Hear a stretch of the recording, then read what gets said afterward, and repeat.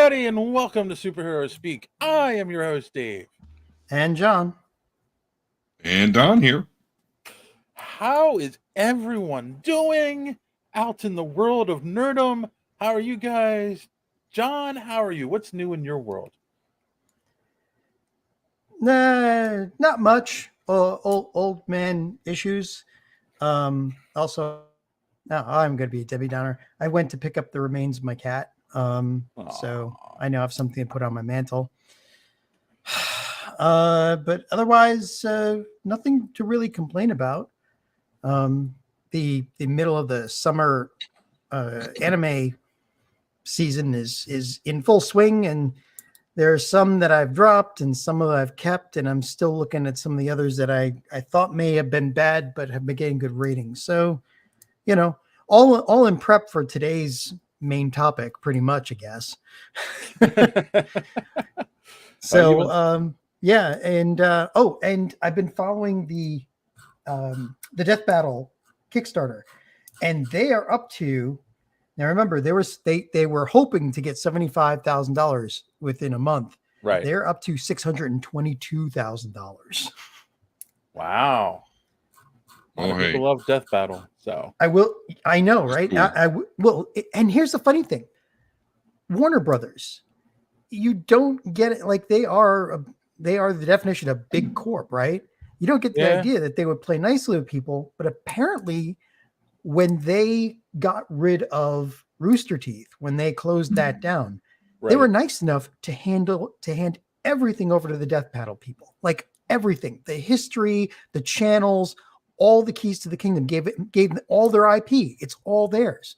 They didn't have to do something like Cody from College Humor did when they kicked him out, and he had to call his new show Some More News instead of Some News, and right. So, I mean, apparently even within Warner Brothers, they really love these guys because they were willing to bend over backwards to give them everything. Cool.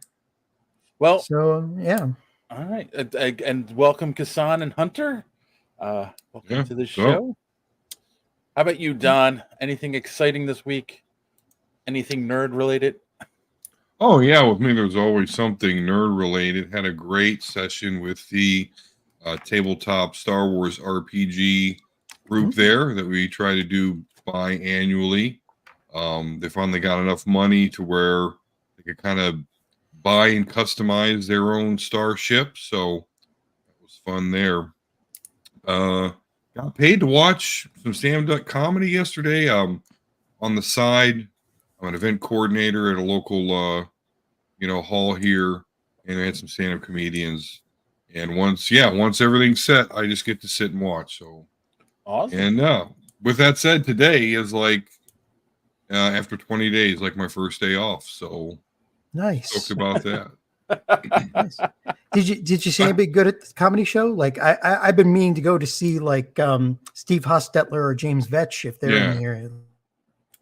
His name was Jason Lawhead. So yeah, I don't think anyone real. It was kind of a local deal. He's kind of local from around here, and it was celebrating our owner. I don't know, pretty cool. But the opening dude, his name was John. I don't remember his last name. Sorry, but he had like a Spider-Man shirt on. So obviously, you had to laugh at him then. Right, absolutely. Obligated, yes. So yeah, I had a good week though. Spidey says. Yes. How about you, Dave? How was your week? Very uneventful. I actually watched some stuff on Netflix this week, which I don't normally do, and a couple things on the Max. That's it. Oh yeah, Max still exists. For now. It does. I went to Thursday. Went to a gallery with my girlfriend and her sons, because her one son works at the gallery, and he wanted to. It's not his work, not his paintings that are there, but he like helps set everything up, and he was excited about it. So he wanted to come and he wanted us to see what he does, and every second Thursday, it's like a free night to go. So like there was a bunch of people there, so it was something to do. And then but nothing super nerdy other than watching some Isekai this week. We'll talk about that in a little bit.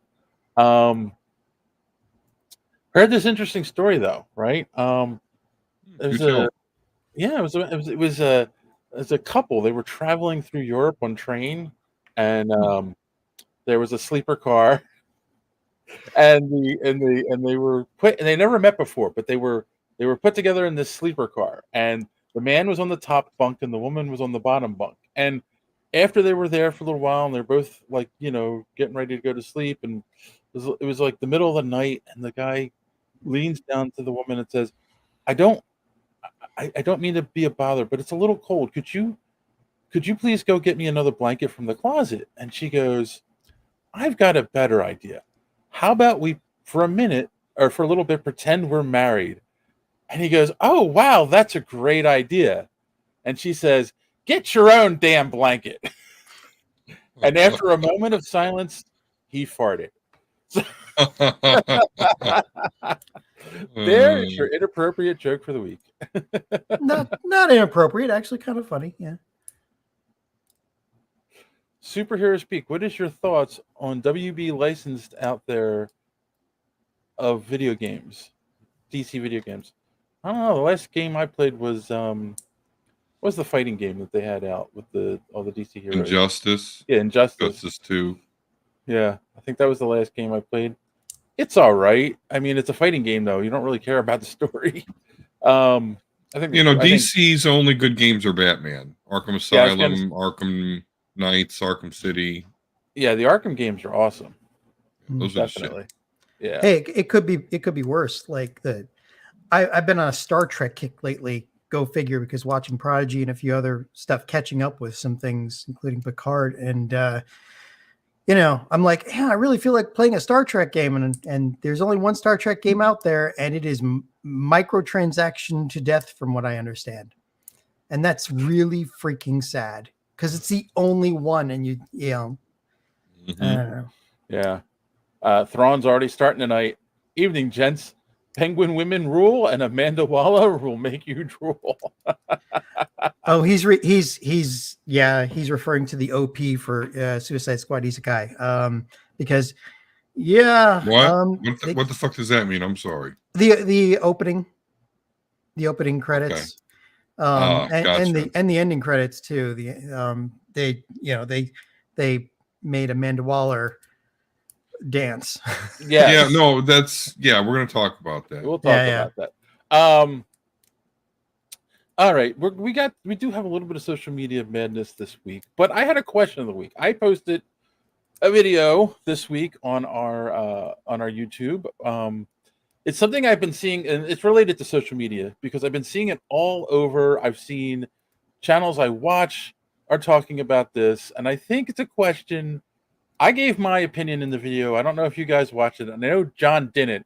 Maybe Don watched it. But does the 616, the main MCU timeline, have an anchor being? So I'm kind of curious what you guys think before I repeat what I said in my video. So what do you think, John?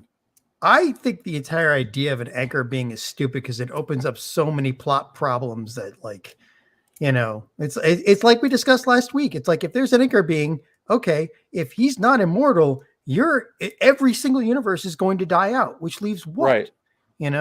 Although that would be a nice trick for Loki to put in order to control the number of universes created, because you'd actually reach a parity. Right. But I don't know. Owen Reese? So it has to be somebody who's lasted this long, although they've all lasted this long because, it's comics and they're never going to like even let them age, let alone whatever. Let alone die. Yeah. So who would their anchor being be? I don't really, if for shits and giggles, I would make it Hyperion or somebody stupid like that. Or, I'll say this along those lines. Over on X, we did have our good friend Kassan chimed in on this one. He said, "The anchor being will never be mentioned again because it's a dumb concept. 10 billion people mean shit to this sole person. I mean, yeah, someone with common sense at the MCU will go to the janitor and ask why people don't like this idea. Then the janitor will bring out his crayons." Yeah. Yeah. Although Thronkill said it should be Bruce Characters Campbell, and I'm all for that if they made it Ash or Italicus. Yeah. And Italicus is a deep cut on Bruce Campbell's history. So and Spacepool said it will be a Spider-Man, not sure which one. So I think that's maybe stretching it a bit. But that all being said, Don, did you watch my video? And what is your opinion? Yes, I watched the video. My opinion, I think it's a meta troll done by the Deadpool movie. I think that whole movie was a troll. It started off the goddamn movie by digging up the corpse of Logan. Yeah. Or won't, and uses adamantium skeleton as weapons to kill a lot of people. So yeah, I think that's because I agree with John. If that is actually something that they're introducing into the MCU, you're asking for trouble. Because that unless you've got an immortal being as your anchor person, then that means your universe is going to die. They could retcon it, or they could just never mention it, and then we can say, oh, that was just a Deadpool troll. And I think that's probably where it's going to go. Right. I mean, if you want my opinion, go watch that video. No. My basic idea was oh wait. Kassan says Spacepool equals Thrawn kill. Ah, okay. Nice. What my basic theory was, well, it was number one, I did say it was a thing that was just created as a meta joke for Deadpool Wolverine to kind of push their story forward. But I did say, well, if I was going to think about this, I don't think there is a what you call it, an anchor being. An anchor being. Thank you. An anchor being in the 616 universe, and here's why. And this is how they can easily explain it away. The anchor being in all the other universes is the variant that spawns the new universe by going off of the main timeline and spawns a new universe. So when that being dies, that's why the universe dies, because it was them being a variant that spawned the new universe, whereas that doesn't make sense in the sacred timeline. That's the main timeline. So they're spawning off of that to create these alternate universes. Don't try to help them, Dave. let them dig themselves out of this ditch they've put themselves in. Well, that's why they shouldn't do it. But the sacred timeline is a Kang thing. And Kang is going bye-bye. So I don't have too much stock in the sacred timeline. They've got to go way simpler here. But they just made $1 billion, which we'll talk about later. So we'll see what comes of that. Well, obviously they're going to get a Deadpool 4, and as Kassan kind of alluded to, in 80s and 90s parlance, or in their genres, normally in the third or fourth movie, you go to space. Jason goes to space, Leprechaun goes to space, like you just no. It was space, which was the next stop. Yeah. It's not even hard to do in a comic book universe, so why not? True. And we are doing Secret Wars. The mold. They were already in space. Yeah. Sorry. Dave. All right. Let's do a little social media madness, because I know you love it so much. I do. I love it. I want to have a positive attitude toward it. So last week we talked about, obviously, Batman Caped Crusader. One of the issues I had with the show was how much they changed Two-Face in it, where I didn't feel like he was a jerk, even up until the point he became Two-Face, and then the only time he had redeeming qualities is after he got into the accident, right? And so that was the clip that was put out on social media. And over on TikTok, we had some comments. First being Matthew Greer, who said, I haven't liked Caped Crusader. James said, old guy yells at cloud. Well, thank you for that. I mean, that is one of my hobbies. So, fair Okay, enough. okay, Yeah, good. fair enough. Um, I only got Cloud. I wasn't playing Final Fantasy VII. Nice one. Jason Voorhees, the true anchor, being literally anchored down. Yes, Yeah? and he went to space. I am Doe Kelly. I am Joe Kelly 20 said, that was the point. He's supposed to be a bad person before the accident. Then afterwards, his other side is the kinder self. To which I did reply, that makes no sense. Like, that is the complete opposite of the character from the comics. And then Mason Mop. Okay, Mason Mop said, old guy yells at Cloud again. Not ruined at all, just different. Not ruined at all. Sorry, just different. There's no punctuation. And more realistic than he was already kind of shitty. Going from a DA to immediately evil psychopath is a little too far-fetched anyway. Okay. Aren't all DAs kind of psychopaths to begin with? A little bit. So yeah, we're old men that yell at clouds, apparently. Well, listen. It's like, are you here for that ride? Okay. So right. Are you here for something different like that? Something that deviates from the comic book? Great. But most of us are. That's just the way it is right now. So we're not here for that ride. If you are, okay, wonderful. It's just the majority of comic book age fans are not here for that. We like it to be referential to the source material a lot. So that's the way it is. I will say this, Don, in response to like my confusion about how my view differed so much from everybody else's. I did go back, and the full Batman the Animated Series is on Max. So I started, I watched through the first half of the first season. And yeah, even from the very first episode, they knew how to take their time with the story. They let the story breathe. The characterizations were stable and way more fleshed out. And I see the difference. It's been a while since I watched that, because I actually watched the premiere when it premiered, because again, old man yelling at Cloud. But so I remember staying up that night specifically to watch that with my father. One of the very few things my father ever did with me was to watch that, because it was cool. And it was really, there is a difference, and my opinion has gone down a little bit.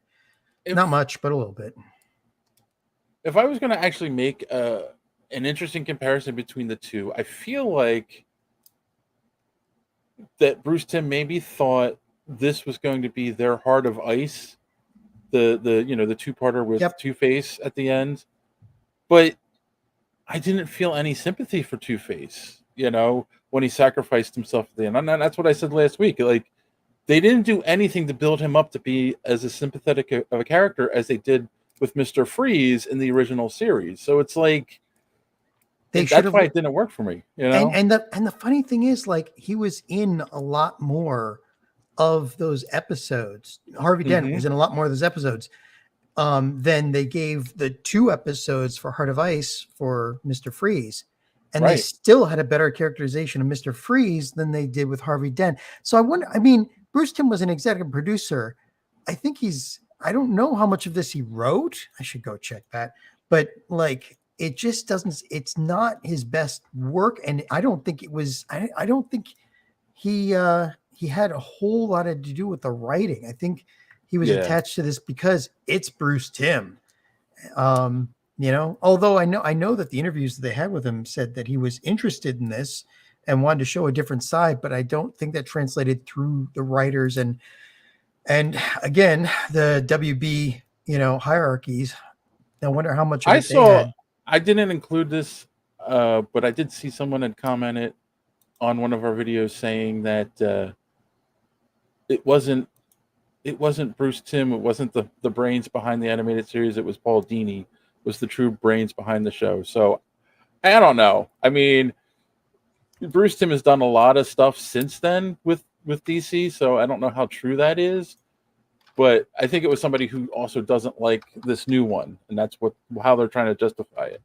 So, well, yeah, but Bruce Timm was involved through the entire, like, everything: Zeta Project, Superman animated series, Justice League Unlimited, Batman Beyond. Like, Paul Dini wasn't throughout all of that, and it's still like the writing right, just only the got animated better. series. Yeah, the writing only got better from there. So right. All right, here we go. I'm gonna make Don hate social media madness right now. So, Don last week tried to say, well, maybe AI, some poor kid who can't draw but wants to do a comic book, could use AI to further himself. And some people had comments to say. Starting on YouTube, Captain Condor 2363 said, so the thing about AI is that it is trained on artists' work. First off, those artists should be paid for training material, and they are not.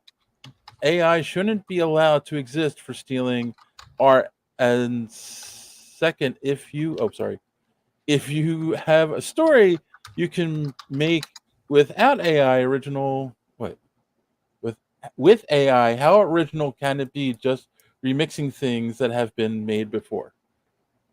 So, yes, which is kind of that was John's point, is that AI just is drained from existing art. And then over on the TikToks, I did not load it earlier. Via VHS said, in this scenario, I believe AI could be a great storyboard and help conceptualize the story themes and aesthetics for people who would invest in the idea. To me, that's a proper use. Okay. There's just a skull. There's no name. Said, write a book. Joey P said, I tried to commission an artist for a graphic novel idea I had, and he quoted me $80,000. What? Yeah, well, that's a little ridiculous. I'm sorry. Unless you're going to like, an established comic book artist who's like working for one of the big two, and they ask for 80,000. And if it's an unknown artist, they shouldn't be asking that much. User blah blah blah blah said it's kind of why Ray William Johnson does nowadays. Tells stories but uses AI generated images to help with the storytelling. I don't know who Ray William Johnson is. Rick, our good friend Rick Dewick said the idea that AI is the only way they can is a fallacy. You can find an artist who will collaborate for free or a reduced rate. You can save up and do a page or two at a time. Thank you, Rich. That's why we love you. Oscar K. Art said, if you want art, you pay an artist or you become one. That's like the whole thing. Jerry Winfield did say good point there to you, Don. Belrita? I don't know. Said, yes, because if one thing about artists is true, it's that they don't collaborate with others, help others, encourage others, or discount for others. There especially aren't any new artists. Virtual Ruin said, write prose then. Benjamin said, AI art is theft. The people who make the programs train them on stolen art. If you use it, then you are an accomplice to theft. Ooh, strong words. DMB fan said, I get it. Yeah. There's a lot of comments on this, and basically, there's a couple of people. I'm not going to belabor this point. There's a couple of people that said it's not a bad idea if it's like a storyboard idea to take to an artist to say, do this. But there's, quite a people like Rich who are like, screw you, Don. You can find an affordable artist or just write a book. Well, you know, so the whole collaboration or the whole people that are willing to help people with their art for free sounds awesome. That truly does. So I would certainly like to encourage that and see more of that. Outside of that, so I guess I'm not going to Comic-Con with Dave because I don't feel like getting my ass kicked. No, You no, know, no. and by the way, there is a tradition on this show that we interview Rich at every New York Comic Con. So, Oh, I love Rich. None of them are wrong. Listen, I'm not here. None of them are wrong. I don't have an argument to say you shouldn't feel like AI threatens you because it straight does. yeah, It straight does. So, you know, I'm not advocating for AI stealing images. Um, you know, I don't really know what else to say. I just, again, there yeah, may be people that are looking to get into the industry and they see this stuff as a barrier. And if it helps them, I'm just for that. But they're absolutely right, though. AI in itself, which is here not going anywhere, does do what they say it can do. I mean, it can. So I really have no further argument against any of those that want me to get fucked over this issue. I understand and hear you.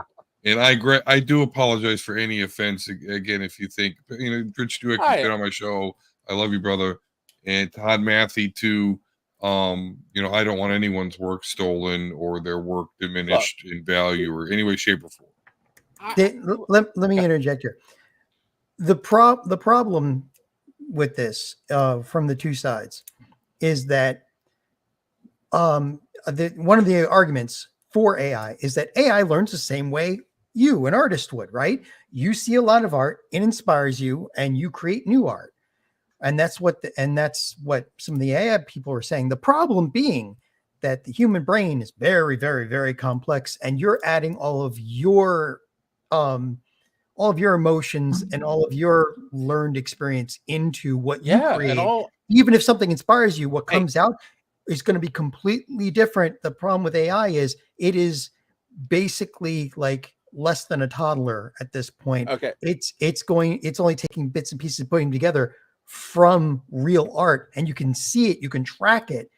But the problem being that what if we get AI to the point where it can add learned experience and emotion into it?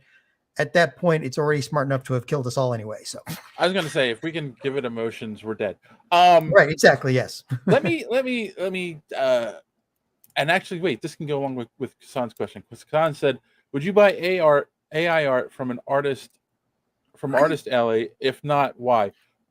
So let me give you a quick story. This weekend, my girlfriend's son, who's the artist, the one who works at the gallery, he has a painting. He has been working on this painting since he was in high school, and he's going into his sophomore year in college. And it's a very personal painting to him. And he's finally like done the painting itself, and now he's building a frame for it. And he's debating like what he wants to do with it after he's done. And he's not just putting a frame around it; like he's building a frame, and he wants to do like artsy things to the frame. It's like it's a whole process. And I've watched him working on this painting since I met my girlfriend, and he was already working on it when I met her, you know. And like what the painting is doesn't matter. It's a rib cage, and there's butterflies flying through it, and then there's moss on it, and it's a very personal thing. It's about butterflies in the stomach and nervousness in it, how it has been in his stomach for years, and that's what the moss represents. And it's a beautiful personal painting. But what I'm getting at is he has poured his soul into this painting, right? Like it is him, it is his art. And he's like, we're all standing around looking at it, we're talking about it. He goes, part of me like wants to, because now that he works in a gallery, it's like part of me like wants to finish up the frame and then like try to sell it. And I'm like, okay. He's like, but I have no idea what I would ask for this. And I said, how many years have you been working on this? Like, that's your time and your energy and your soul into this. And he's like, yeah, you're right. And like his mother said, like, yeah, think about it. Like that's thousands of dollars. So yeah, long story short, once he finishes it, he is going to ask the people at the gallery he works at, like, what their opinion is on it. But AI, I sit at a prompt and I type, do me create a painting about angst, a drawing about angst, right? And it might come up with something similar to that, but like, the person who's selling that drawing did not put any blood, sweat, and tears into it. So that's why I would never buy an AI generated piece of art. Plus, I can open up my phone and put in the same prompt and probably get something similar to what they're selling. You're getting very close to all the laws they have about computer code, because with computer code, you cannot patent actual code itself. You can patent a process, you can patent an idea, although there are reasons why that should be banned, and it's stupid. If you don't understand that, look up Amazon One-Click. Because it gets very much abused. Look at Apple versus Samsung with the phones. Right. So the thing is, like, there again, another argument would be, well, when I write a prompt to get that picture that I created, the prompt is like 3 pages long and da da da da, and that's okay. And you can patent literary works of art, but that's a one-step process. You created it and then you can patent it. This is an interpreted process where you created the prompt, but the prompt was then interpreted by something that took other people's work and tried to fit the prompt. So, it's like everything that could possibly benefit the human race always gets ruined by money. Yeah. Okay.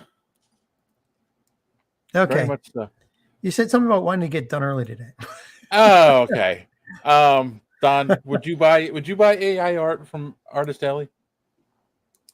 No, absolutely not. I'm not saying like I dig AI art, and believe me, I don't think it's going to go anywhere. I think it's going to be maybe not evident, but I could just see the market dictating, hey, no, AI art's not good.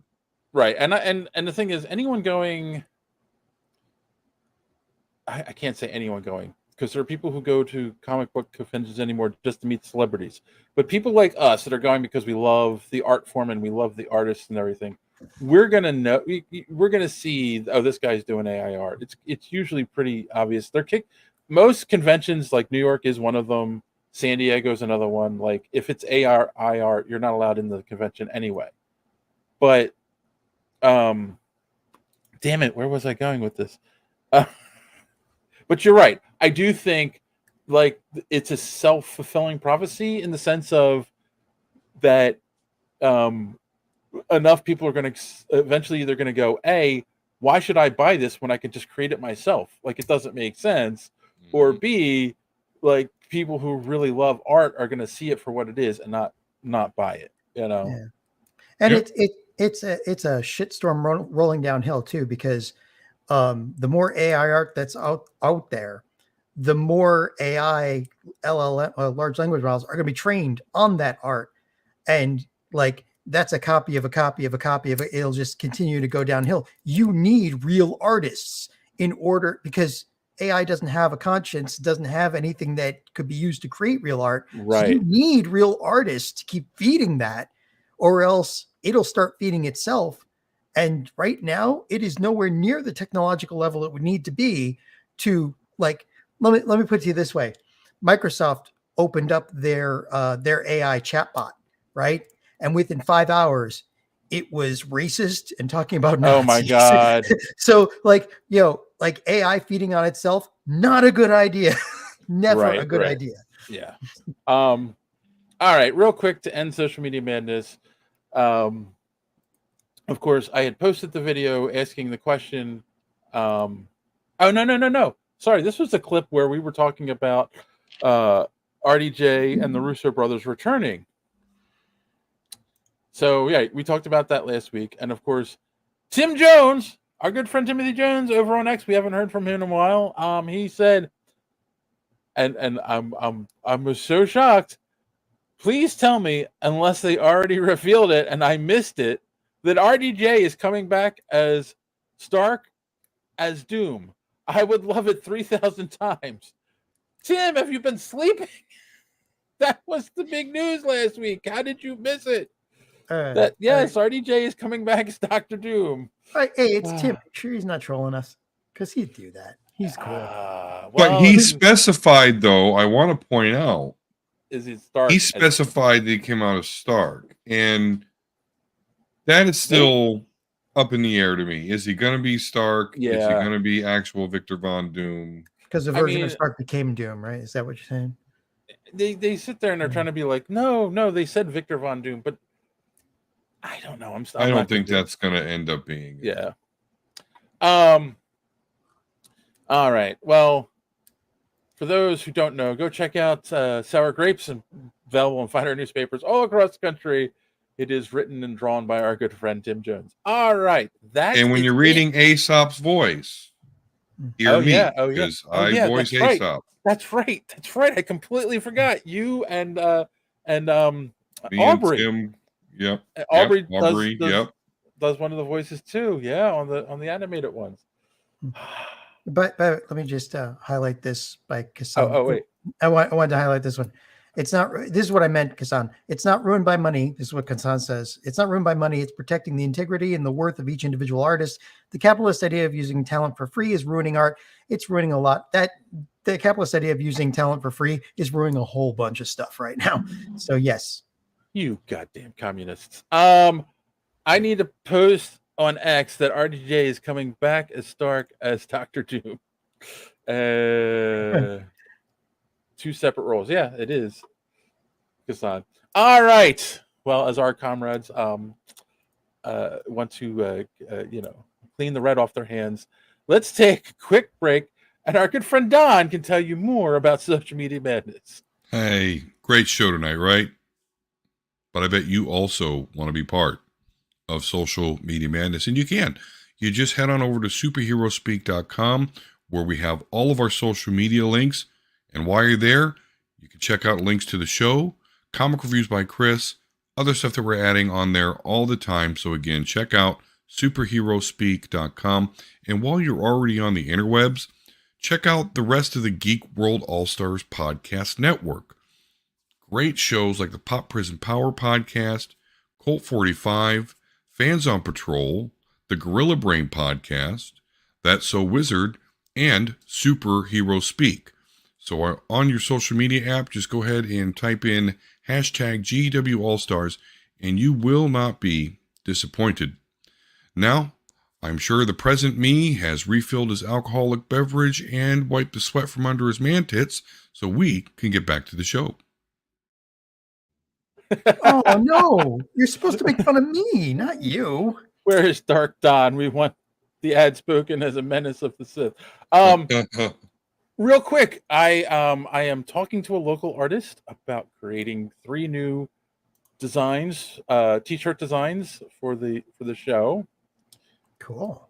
Nice. And it's us. The first one is John riding Rainbow Dash. The second Checks one out so far. Yeah. The second one is Don as a Sith Lord, a la like Anakin in Revenge of the Sith. Nice. And then the last one, I couldn't think of anything like really great for me, so me in the Iron Man armor, but I want to like think of a good situation around it. So we'll see. We're negotiating right now. Awesome. And if you've gotten this far in the podcast and you haven't done so yet, please click that subscribe button, click the bell for notifications so you don't miss us when we go here live on Sunday nights. Of course, smash that like button. It really does help with the algorithm and gets the show out there more. And if you're so inclined, check out our merch store with our current available t-shirts. Link is in the description below. And like I said, there are more designs coming soon. If I can't get the artist to like agree to do it, I might use AI to generate them. Anyway, no. I might be a jamook.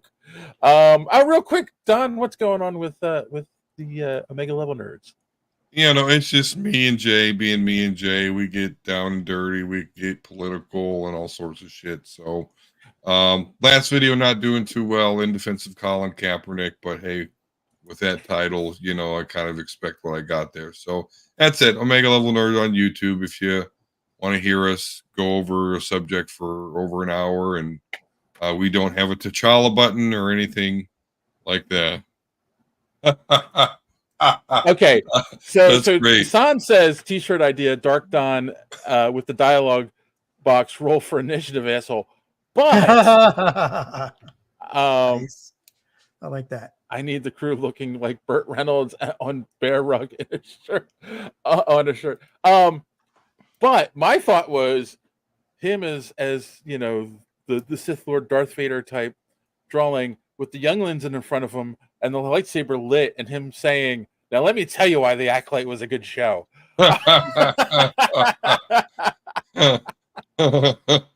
Oh, that's hilarious. Terrible. I know. All right, well, let's take a quick commercial break and come back with some news. Some podcasts are like this. You like dry burgers or wet burgers? What kind of a question's that? I want this thing to come in my mouth. What a wild thing to say. What an insane. No, but I understand what an insane thing to say. But I know what you mean, because I want a burger that's like the cheese is so melted and I want to squeeze it and it's like it's like disgusting. It's like a swamp of like cheese and like wet. What is that? You ever immediately Grease? You ever do something and immediately regret it? Yeah. That's fine. That's well, obviously that's going to be a clip. And some podcasts are like this. And you use it to pry out this lid, and the inside is just a little tiny ball. Plutonium. And it looks so freaking cool. It'd be a really good piece to put on my desk or something. There's no way that's real. It's real. He destabilized the core when it dropped. It broke, and literally he just got fried with radiation. And he died? No. Yeah. I was about to make fun of the way he talked. I would, but then I found out he died. And we would never. We would literally never talk about it. Josh! What? You can't do that. Tough week, Josh. Stop. Dude. Joshua. Freaking radiation. I think I'm in a bit of a pickle right now. Is this freaking Chernobyl right now? Oh, no. But only one podcast is where you can get in-depth analysis like this. They tested out and realized that it does bubble when people get pissed off. Mood slime. Mood slime. saying that out loud sounds different. We all have it. We all seen it. It's the slime that comes out when you get angry or upset. Speaking of which, did Egon fuck the slime? Why did they get accusatory, and why did he get super defensive all of a sudden? It's like, you didn't. He's like, you didn't. You didn't sleep with it. You're not sleeping with it, are you, Ray? And they're like, I got blown by a ghost. I think I would. Fuck it. He was trying to conjure the ghost back. He just dips his dick in it. Come on, come back. You are now listening to Cult 45. This is Beat 'em Down. And I'm Random Randy Savage. Find us on all your podcatching apps like Podbean or Spotify. And follow us on Twitter, Instagram, and Facebook. Or just go to www.cult45podcast.com. Also, check out our YouTube for that sweet, sweet video content. Cult 45, the only podcast that puts hair on your chest. I just want to say that them talking about the Demon Core, and from what I understand, and it's a topic that I actually know about, the 3 or I think 4 people that it killed over the time that it existed died horribly of radiation poisoning over days and weeks. And in 2 of the cases, they basically had scientists study them because they were scientists themselves, knowing that they were going to die horribly and letting them be test subjects, letting themselves be test subjects to document what happens to the human, cellular structure when radiation of that magnitude hits you from that close. So those guys laughing about it. If you want to know more about the Demon Core, look up Kyle Hill Demon Core on YouTube, and he's got an amazing accounting of what the Demon Core did and what happened. So anyway, thank you for bringing us down with facts. I love it. Baldur's Gate does not equal Skyrim. Not in any, like, Skyrim is good. Baldur's Gate, like Skyrim doesn't have boo. Okay, I'm just saying. I too was an adventurer like you until I watched The Acolyte. Variant Dave, I embrace the Acolyte, embrace pain. There is power in pain. I like that. All right. So, speaking of bringing things down, D23 was this weekend, and there were some announcements that came out of it. But the most important thing that we learned this weekend is Disney is completely out of ideas. They announced all of their upcoming movies that are planned, and most of them are sequels or remakes of old movies. Obviously, everyone knows about Snow White. That's been back and forth for a long time. Oh yeah, that's got being worked on. Too. Tron 3, Freakier Friday. That's dumb. I'm sorry. They did announce some Marvel stuff, but hold on, we'll get that in a second. Obviously, Daredevil Born Again, we've been talking about that. Ironheart, it is official. It's back on the calendar. There was back and forth. It looked like it was quietly canceled at one point, but it definitely came out. But where was the there'll be another Andor season 2. That's got promise though, and there's only so far they can go with that, but because of the timeline. Here are the other sequels. Frozen 3. Seriously, Frozen 3, Zootopia 2, Incredibles 3, Incredible. Toy Story 5, an Inside Out TV show, another Avatar movie, Moana 2. What is going on? Didn't Craig T. Nelson die? Isn't he dead? Wait, which movie are we talking about? Incredibles. Either way, to Dave's point, and they don't need Incredibles 3 because they're doing Fantastic Four. So I think that's the dumbest thing about Incredibles 3. But to Dave's point, anything that's not Star Wars on this list, is just a sequel or some shit. And Marvel, because you've got Ironheart. They obviously they talked about Daredevil Born Again, Agatha All Along. There was a trailer released for that, a new trailer. Not unsurprising. I only care about Star Wars and Marvel shit on this. True. But Toy a Story live 5, action version of Lilo and Stitch, which seems ridiculous. That's ridiculous. Toy Story 5, I'm sorry, but Toy Story 4 was pushing it, but they ended it so well. That should have been the end of it. There's Toy Story should not be reaching Friday the 13th levels of sequel numbers. Obviously, they're going to space, right? Our good friend 8-Bit Ray is chiming in. Disney milking their properties for everything they're worth. That's definitely what it feels like. Well, yes, and that should not be unexpected, though. I will say that.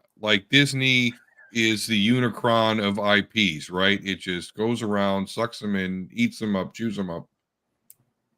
Thrawn, Mufasa, bitches. Yeah, they're doing a prequel, I guess, The Lion King called Mufasa.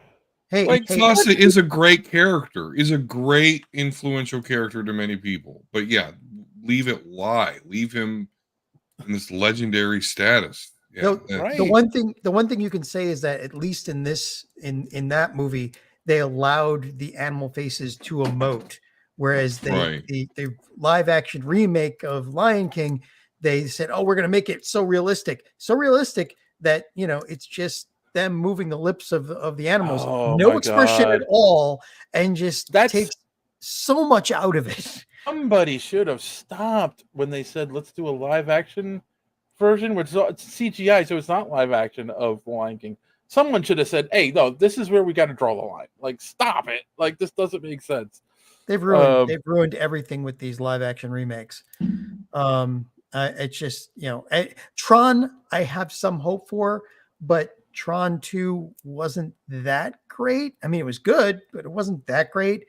I really hope that they do a lot better and come back up to what the first one was. Ray's got an excellent point. James Earl Jones AI incoming, because yeah, you're he right. sold his rights to them to be able to use his voice. He's Darth Vader forever. Yeah, and Mufasa apparently will be dead. James Earl Jones will voice Darth Vader. I smell an Oscar and Grammy for Lin-Manuel. Thrawn, what are you drinking tonight? Yeah, Lin-Manuel is good, but he's had some stinkers too. Like he's a little bit he's good. I mean, better than most, but he's still not really consistent, So it depends on what they put him on and how much interest he's got in it. But then again, monkeys and typewriters, right? The more you put him on, he'll at least a few are going to be winners. So the Daft Punk remix album is insane. Of the best albums ever. I'll die on that hill. Okay, Thrawn. Daft Punk remix. You're talking by Pentatonics? Because I know they did some of his stuff, but I don't know. Anyway, you're right. They're out of. I'm so confused, and it's weird because they can. That's the other thing with these announcements is they can intermix the Disney and the Marvel and the Star Wars stuff to make it seem more like we've got original ideas coming, but those companies are also still treated separate. Like they're under Disney, but Lucasfilm and Marvel still do their own thing. So yeah, but they still have creative control. And here's the problem. Like every time a competitor comes up to start challenging them, and the competitors will come up and have really new storylines and all this cool stuff. Then Disney buys them out and they become, this train mix of, this train wreck of well, you did that. Let's do a 2, 3, 4, and 5. And then maybe dissolve your studio. The Tron soundtrack remix. Okay. Oh yeah. Sorry, Thrawn Kill. So people need to stop selling their company then and just say hey, no, we're not going to sell to you, but we'll lease our show to you for your streaming service. Right. That's why Disney does it. But all shit talking aside, I'm stoked for Andor season 2. I'm so happy that was officially announced. I can't wait. I get that. That's going to be a good one. So I guess I need to watch season 1. I don't have. There's where the highfalutin writing is for Star Wars, guys. Like the Star Wars, I admit, Star Wars is not like creme de la creme writing here. But if you want good hoity-toity writing, Andor is it. Andor is like the adult Star Wars. And there should be hope for Daredevil Born Again too, right? Like that. Oh yeah. We have hope for. I do. We hope. Yeah. Well, according to Cable, dubstep's for pussies. Oh no. Yeah, it's true. I'm sorry, but I side with Deadpool on that. I like dubstep. Hassan says it's Andor is the best Disney show produced. Wow, that is powerful words. That's like it's not really arguable either. It is one of the best things that was ever done for Star Wars. I'm telling you, the characters in that show, Luthen, the guy that is played by Skarsgård, is like my new favorite Star Wars character. That's why I'm so stoked about Andor season 2. All these Skarsgårds, they're always good in whatever they do. By the way, Kassan, Disney is my top tier. Star Wars is my top tier, buddy. Like, so absolutely, I'm not. Oh, yeah, that Andor is the wire of Star Wars. That checks out, man. He loves that. He loves the Wire show. I remember that much. Okay, here's a question. Tron 1 is loved by nerds, but was a box office flop. Tron 2, I still don't think did that great. It didn't do that great. Right. Why are they making a Tron 3? Because I don't know. I grew up. Go ahead, Dave. Go ahead, Don. I grew up watching the first Tron on VHS over and over and over again, almost like Star Wars. And it was video game related, so it was cool. And it was really like one of your first computer generated sort of movies, I mean, it looks like crap now if you look at it, but back then it was like, oh, hey, look at this. I never bothered to watch the next Tron, so yeah, I don't understand why they're making a third one at all. I don't think it's I think if you made some cool fucking video game and got people into that, then you could, maybe bring Tron back into the fold. But just, as a movie, no one cares. You know what the spiritual successor to Tron really is? It's the very first computer generated cartoon of all time, Reboot, which took that idea and ran with it. And if those of you, again, this is old guys. Reboot was it was done by a studio called Mainframe, and it was the very first computer generated show. And the storyline was awesome, and it explored basically way deeper than Tron. What happens to the life of programs and everything on a mainframe, and when the internet attacked and all that. It's really cool. In a way, right, the Tron concept has been done like umpteen times, really. I mean, not Tron, but like you're saying, Reboot, anywhere. What's that Samurai Ninja Squad back then, where they went into hyperspace and somehow fought monsters inside computers? We've been doing that shtick, and then Matrix ultimately, right? So we've kind of been there. It's kind of been done better already. I never connected Matrix to that, but you're right. But then again, Tron had a much the Matrix wasn't that close to the original concept of Tron. It had a riff on it.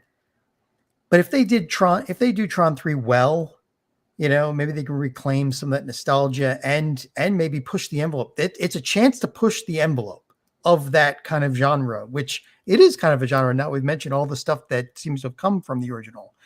And I don't think the original looks that bad. I mean, talk about it in a day when CGI was in its infancy, computers were still in their infancy, and they had to hand draw every freaking cell on the film, with the highlights, oh my God. What hurts that for me is that the ultimate bad guy in the first Tron, how he's just like the face in the light. When South Park came came around and they did Moses, who was asking for macaroni artwork, and I don't know if you guys ever saw it, but it looks just like that. So ever since then, I just laugh at each other. I get it. Anyway. Superhuman. Yeah, we go. Squad. I thought it was Big Bad Beetleborgs, but okay, Well, that too. But I knew if I was going to talk about some Saban stuff, Ray would have my back. So all the Power Ranger knockoffs. Yeah. It's funny because on Tron 3 is supposedly the characters enter the real world. I had heard that was the idea originally. Yeah, and I had heard something about that a while ago, and I thought, oh, they're not actually going to make this movie, but yeah. The Matrix, they did. They entered other people's bodies, but yes, I mean that's the only way a computer could do it, right? You'd have to jack into someone, so or create a clone, or it'd be interesting. I'll be interested to see where it goes. We'll probably talk about it when it comes out. Oh, I'm sure. Hopefully in a good way. We got a lot that we're going to talk about when they come out. Next. All right, next is just a fun thing to talk about. Deadpool and Wolverine officially this weekend topped $1 billion at the box office. They're actually 50 million away from taking the #1 R-rated movie spot of all time. So if you're watching this and you haven't seen it a second time yet, Go see it a second time. We want to beat the Joker. Deadpool Wolverine is a far better movie. You know what's funny? There's a note here that says It Ends With Us, which is Blake Lively's film. It beat Deadpool and Wolverine on Friday. Well, I mean, on its third week or whatever.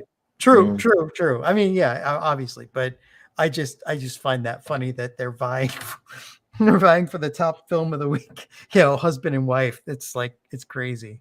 Those two just can't lose. Do you guys follow Ryan Reynolds or Hugh Jackman on social media at all? No, loosely. They've been posting so many different funny little videos, and one of them is what you call it. It's an interviewer, and he's no, it's the male star in It Ends With Us, and he's being interviewed, and he gets up and he walks away, and then Ryan Reynolds sits down to interview the male star, and he's like, it's not every day that the husband gets to interview the love interest of his wife and from a movie, and he's asking a bunch of stupid questions, and then he leaves, and Ryan Reynolds' mother takes over and says it's not every day that the mother-in-law gets to interview, and then Hugh Jackman sits down, and it's like it's not every day the best friend gets to interview, and it's hilarious. It's funny. Like, if you guys aren't following them on social media, you should. There's a lot of funny stuff they're posting. Who is the Joker actually for at this point? That's a good question. Cannes Music Festival crowd. The Cannes, yeah. Eat that shit up. Wait, Deadpool 3 is a better movie? Question mark. Deadpool is fueled by nostalgia. The Joker's better story and characters arcs. No. Yeah, they have a little discussion in the chat tonight. Get a super chat going though. Come on. Yeah, I kind of agree that Joker had had an actual story arc and everything, and I mean all the but it was done better when it was called 24/7. Even with some of the janky CGI in the background during the bus fight scene. It was done better the first time when it was called The King of Comedy. It's the same freaking movie, except now it's quote unquote the Joker. I'm sorry. It's terrible. I get it. I get it. It's a remake of The King of Comedy. It's the same exact story. Yeah, I'm sorry. It's terrible, and it's like, oh, we'll just wrap it around and say it's a comic book movie. All right. It could have been worse, man. It could have been worse. I'm going to ignore you guys until you super chat us. Talking about the Joker being a good movie. Hold on. And lastly, well, hold on before we move on there. I do want to say something here that this makes me incredibly happy that this movie made $1 billion, and it's actually something I'm very grateful for. I feel very privileged as a comic book fan. Because Colossus being involved in this Deadpool franchise, and not just the fact that my favorite comic book character is involved in a successful movie franchise, but they also characterize him so perfectly. Yeah. They capture Colossus's essence of what I originally liked about him. The fact that this invincible Hulk level strength guy from Russia really, though, is a gentle giant and doesn't want to hurt people, wants to do art, wants to do good, wants to, and the fact that they brought that character into the Deadpool movie to kind of be his counterweight, at least in the first two, and he was in the third one, not a lot, but he was technically there. And so to just be able to have that, like, it may seem ridiculous, but I almost be able to die happy. Like, no matter how much I bitch about what I don't like about the upcoming X-Men stuff, I'll always have this movie franchise and this perfect characterization of my favorite comic book hero. So yeah, and it's also one of the things that makes Deadpool weird, because we did get Colossus in the X-Men movies, but it's a much different Colossus, and they do them right because I mean, let's face it. I think it's one of the things, and I'm going to say this to Kassan. It's one of the things that makes the Deadpool movies much better than the Joker. Ryan Reynolds loves the comics, loves these characters, and he does them justice to the point where he does a Juggernaut, which is a comic accurate Juggernaut in the second movie. He does a comic accurate Colossus. Like, he wanted this movie so bad, he wanted to be in it, and he it's a labor of love. Whereas the Joker movie was just, let's retell the King of Comedy and wrap it in a superhero movie, and it's nothing like anything you've ever read in the comics. And it's like, well, we're not making this movie for comic book fans. Well, then who are you making it for? Like, you want to remake the King of Comedy, you can, but like, why are you trying to say it's a Joker movie? Because it's not. It isn't at all. So, yeah.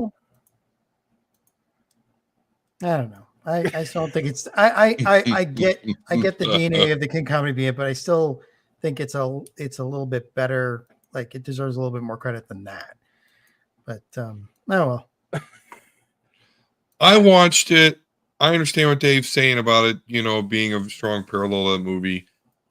I just don't like movies where people just get just meanness to them and mistreated. And I get the message that it's trying to convey, and it rings true, but I just don't like that sort of movie. So, I get it too. I'm like that. I just, I don't know. It's kind of funny. I don't know why I like that movie so much, even though the ending shocked me. The ending shocked me. It really did. Like, I knew some crazy shit was going to go down, but just the way that movie ended with him, on the show. I'm not going to spoil it, but it's a shocking ending. I will say that. Yeah. I mean, and it's funny because people who like that movie all kind of say the same thing too. Like, the first 2/3 of the movie is boring. It's not until the end of the movie where it gets exciting. There's too much character building in it.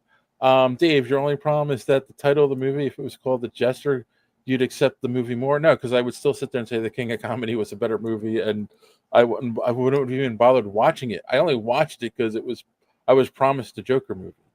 All right. I have a question for you guys. Does gamma radiation cure you of having gray hair? So, if the writer says so. If it did, there'd be a lot more people that were dead from the devil core. Core. So we finally got that thing would have killed millions. We finally got a leaked image from D23. So don't take us down for this, Disney. But we got a good first look at Harrison Ford as the Red Hulk. They're just going to keep ruining it. He asked for all that Captain chest hair, America, Brave New World. I'll accept the chest hair. My problem is, like I said, so when William Hurt played Thunderbolt Ross, people who don't know, William Hurt was bald in real life. He wore a hairpiece, and the hairpiece had dark hair in it.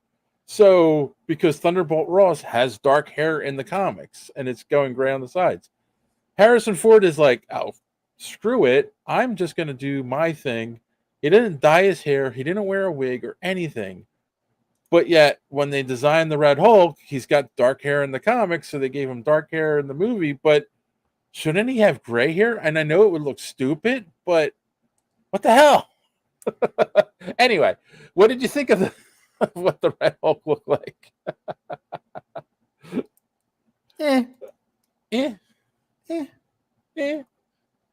Basically, yeah. Basically, that is my okay. official. Terrific.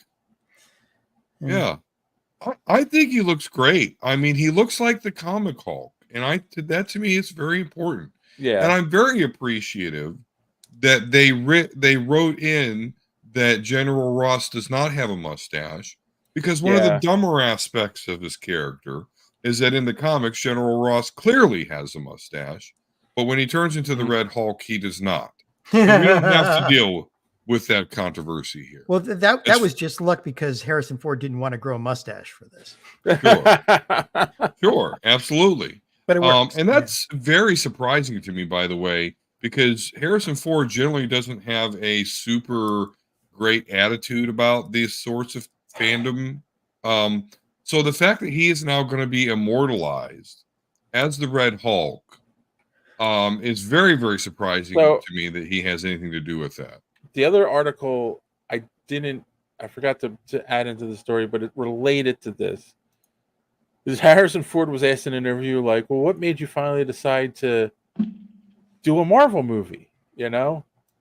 And his response was he stopped caring. He just didn't give a shit and decided I'll just do it. That really upsets me because, like, it's Harrison Ford. Is he going to just phone it in this movie? I don't know. I don't think, Dave, I don't think he has the ability to phone it in. It's Harrison freaking Ford, man. Okay, great. You don't care no more, so you're going to be in our shitty movie? Wonderful. It might not actually be a shitty movie at this point. So, I don't know. He's the man. I love that about him. He was like, hey, fuck you. I don't want to be in your movie. Oh, you still want to pay me money? Okay, I'll do it. But still, it's shit, and I don't want to do it. But I don't know. I love Harrison Ford. I wish he loved the Han Solo character a little bit more than he does, but I like his grumpy, cantankerous attitude toward everything he does. Agreed. Thrawn says, when you Hulk out, it acts like Just for Men shampoo. I would know anything about that. Well, it does that, but if he loses the mustache, that means that you basically, it's a quick way of shaving. Yeah. I don't think they de-aged him. Yeah, I don't think they de-aged him, Ray. I think. I think the Hulk CGI shit's a little just right, but makes sense. It's right. It's the only way it makes sense too when you watch it. Kassan Warren says it should upset everyone more that Marvel asked him to act with that attitude. Harrison Ford at a level 2 is better than most other actors at their level 9s. I don't know. And maybe that's just the Star Wars nostalgia. There are certain actors that have gravitas, and Harrison Ford is one of those guys. When he goes on screen, everybody watches him. He's got this gravitational pull. You know? I still don't know why they didn't ask what's his face? Elliot to come back. Mustache guy. Sam Elliott. Like, why they didn't ask Sam Elliott to reprise the role? Because, like, you could argue age, but, like, he's actually 2 years younger than Harrison Ford, so it's just like, he was I don't know. I'm not seeing that. Well, I had him shoot me up with this gamma radiation. But he was Thunderbolt Ross in the Hulk movie. And he's already in the MCU. He's technically already in the MCU, by the way. As the old Ghost Rider dude. Yeah. Wait, that's still technically a Fox movie, isn't it? The Ghost Rider movies. I understand, but according to Deadpool 2 or to Deadpool and Wolverine, he's off in the void somewhere. You and your logic. Did it completely slip by us that like Ghost Rider can now be in the MCU too? Sam Elliott is not dead. He is currently alive and he's 80 years old. Sorry, Ray. I said something that doesn't float well with Kassan here. Harrison Ford in the sequels back that up. Backs that up, Don. We missed something. Oh, I got you. Okay. I'm sorry. Well, that's also my issue. My issue with Harrison Ford playing this role. He's not going to do it. He's only going to do the one. So it's going to be a one and done character. And he's going to die at the end, just like everything else. But guess what? In the comics, when you see Red Hulk, no one gives a fuck about Thunderbolt Ross. You just see him as Red Hulk. So they've got Harrison Ford Red Hulk. We're good to go. Once they have the CGI, they'll just keep using that and screw. That's how they roll. Well, okay. What's next? Reynolds reached out to Cage but got turned down. I guess he was going to play the old Ghost Rider, Burt Reynolds. Huh? Oh, I don't know. That would be interesting. No. He's saying oh, Cage. For Not Deadpool, Burt Reynolds. not Burt Yeah. Reynolds, Ryan Reynolds. Oh God, that would be great. Is Burt Reynolds still alive? No, he passed away a couple years ago, Oh unfortunately. damn. Oh, Why Ryan are you Reynolds. thinking about him so much, Dave? I'm actually shocked that Nicolas Cage would have turned it down. I mean, he did the stupid Flash movie. Maybe that's why he turned it down. Because maybe if they put a bear in the show so he could punch it, that probably would have gotten him back. Or maybe the problem was that there were bees on the set. You're not gonna get Cage near bees. So. Not the bees. I'll take memes only I know for $800, Alex. All right, Marvel, Kassan, Marvel Formula. I have a 500-page book with that phrase printed on each page to prepare me for that upcoming Marvel movie. Nice. Shit on the GR movies all you want. I enjoyed the chaos and adore them. Yeah, all right. Crazy. Old Ford brings gravitas to Red Hulk. It is crazy. All right. Well, that's it. That is all the news I brought this week. I wanted to try to make this a short one. Let's see how well we do. Hour 16 and counting. All right. We're going to take a quick commercial break and be right back with our main topic.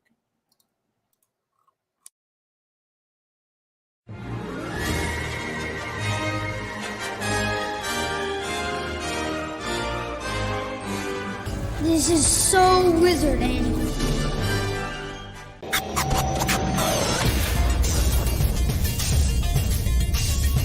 Broadcasting very fast and very dangerous from the planet Malistan. You are listening to So Wizard. You're thinking people gonna die? The only podcast to make the Kessel run in under 12 parsecs. There'll be no one to stop us this time. I am your host, Joey DiCarlo, and with me, my co-hosts, the queen of all nerds, Aubrey Litchfield, and the expert, Mr. Marquis, Marcellus Ray. You are listening to So Wizard Podcast, where three friends review movies, TV, and sometimes more, podcasting weekly on the Geek World All-Stars Podcast Network. Marcellus Reagans, please tell the listeners where they can find more So Wizard Podcast. Everybody, you can head on over to SoulWizardPodcast.com, and there you're going to find a brand new episode every week. Find Soul Wizard on all podcasting streaming platforms, such as iTunes, Spotify, Good Pods, and pretty much wherever you can find a podcast. Check out our YouTube page, where new content is being uploaded regularly. We also have a Patreon page. For as little as $1 a month, you can receive exclusive bonus content while you're supporting the show. No, I didn't. First of all, a podcast takes a lot of work, okay? You have to organize the guests, you have to do a Google Calendar, and then you build a following. It takes a long time, and I've been working on it for a while. All righty. Let's see. Kassan says, if Captain America 4 bombs, do we continue saying Ford brings butts to seats? That's iffy because, like, I think the writing or the production of that show, like, it'd be split on that, right? I mean, like, so sometimes an actor can't save a show now, no matter good they are. Yes, and that has actually happened quite a few times in history, like just in TV history in general. Sometimes they bring in really big stars to save a show, and it just gets canceled a year later anyway. But we're gonna have to see. Like, I don't sit there and like say, "Oh, that's it." We're gonna have to see how high Marvel's riding on Deadpool Wolverine by the time Captain America 4 comes out. Like, you know, they broke $1 billion. They're going to be the #1 R-rated movie of all time by the end of this.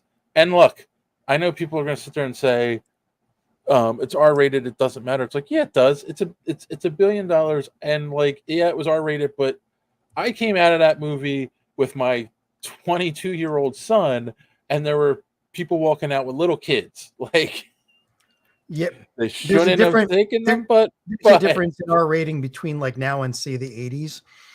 Right, but I'm still like everyone has seen this movie and they love it, and you know, if they're still riding that high, I don't necessarily say it's going to bomb. Is it going to do as well? Who knows? Let's see what happens when it comes out. But I don't think it's going to be a complete bomb. Captain America 4 will need to clear 1.3 billion to break even. Where are you getting this information? Like that sounds 1.3 billion. No movie breaks even ever if they need to hit 1.3 billion. Like you got Ford mixed up with Kurt Russell. Yeah. Also, I know, like Hollywood accounting is bad, but is it 1.3 billion to make a movie bad? I mean, how much can the producers and the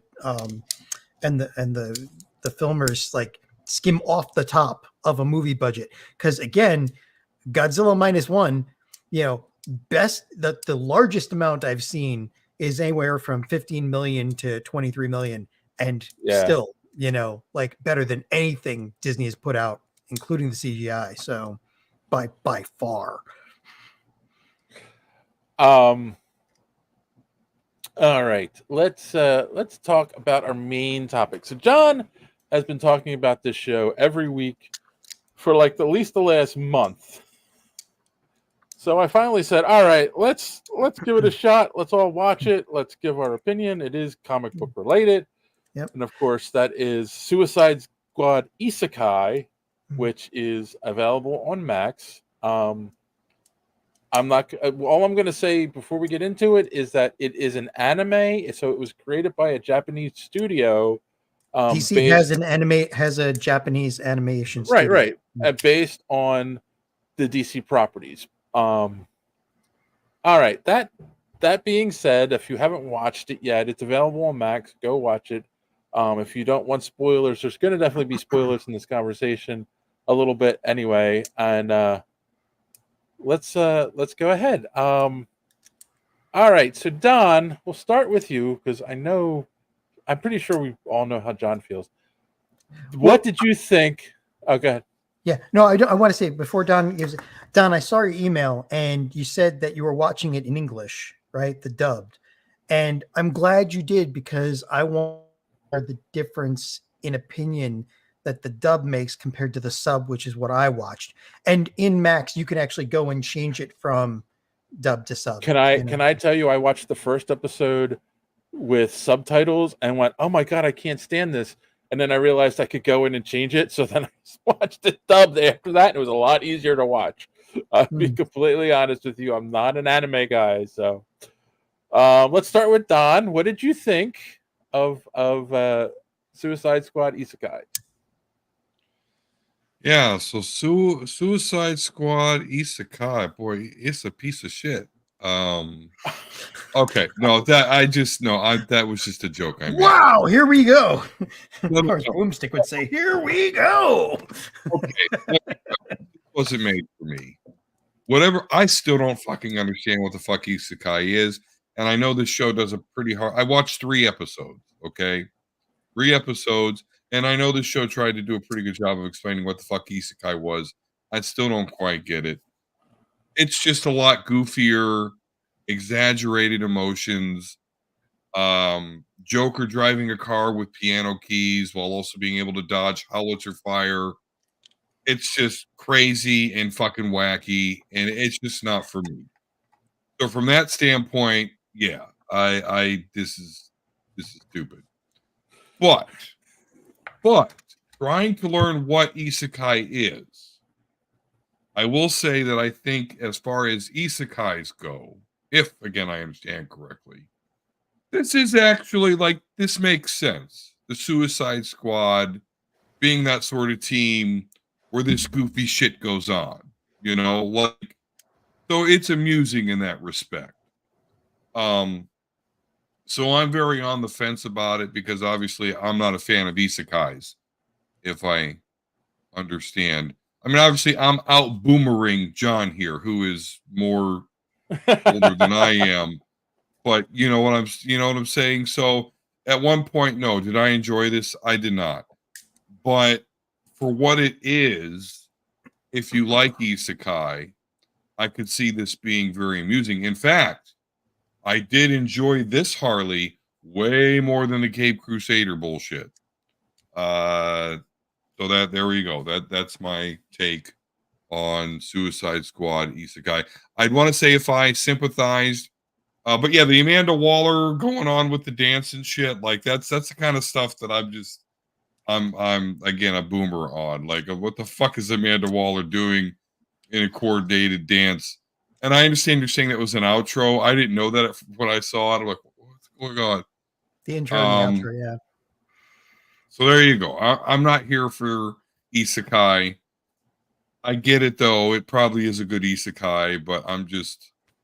But anyway, if I sympathize with any character, it would be Deadshot. He's the only, like, to me, normal character that can be the vehicle for me in this show.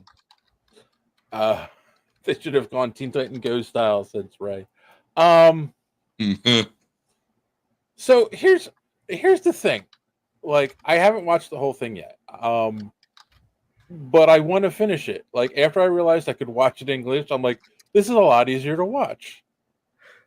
That being said, I understand why an anime fan likes this show, because it is very anime. There's a lot to it that's like weird and over the top that you normally get in anime shows.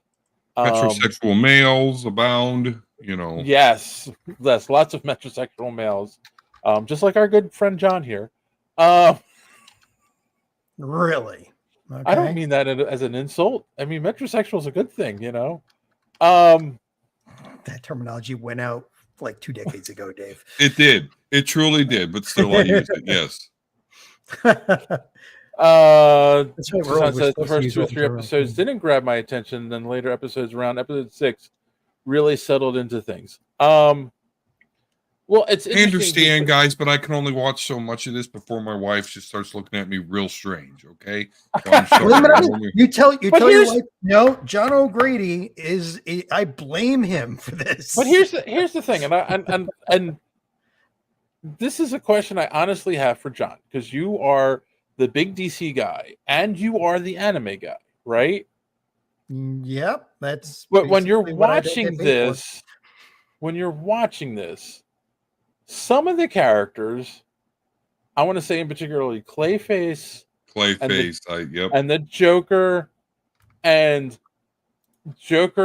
Harley Quinn's relationship, you kind of get the feeling like, and maybe I'm wrong, they were handed a basic description of these characters, and the Japanese scriptwriters went, "Oh, okay," and like didn't do any more research into the characters other than the basic description they were handed.